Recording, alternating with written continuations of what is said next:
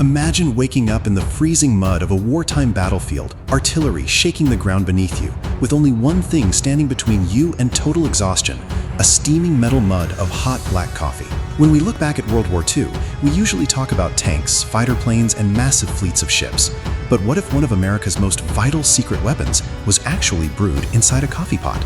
Right after the shocking attack on Pearl Harbor in December 1941, the United States mobilized everything it had.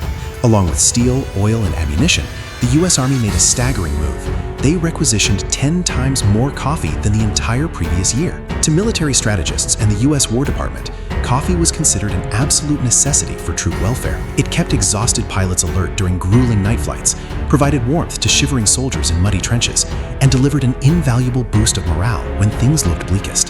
However, shipping millions of pounds of beans overseas triggered a severe crisis back on the home front. With the military claiming the lion's share of imports, the U.S. government officially enforced coffee rationing in late 1942. Everyday Americans were restricted to just one single pound of coffee every 5 weeks, which broke down to barely one modest cup a day. Across the country, desperate coffee lovers had to invent clever tricks to survive the drought. Newspapers printed recipes on how to stretch supplies by blending roasted chicory or rebrewing used coffee grounds, turning every morning cup into a test of wartime resilience. By September 1944, as supply lines stabilized, the government finally ended coffee rationing, managing demand instead through controlled pricing.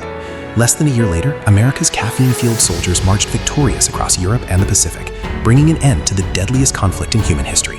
When millions of veterans returned home, their deep wartime bond with coffee helped shape the modern daily coffee culture we know and love today. So the next time you take a sip of your morning brew to kickstart your day, remember that you're holding a cup of history that literally helped fuel the fight for global freedom.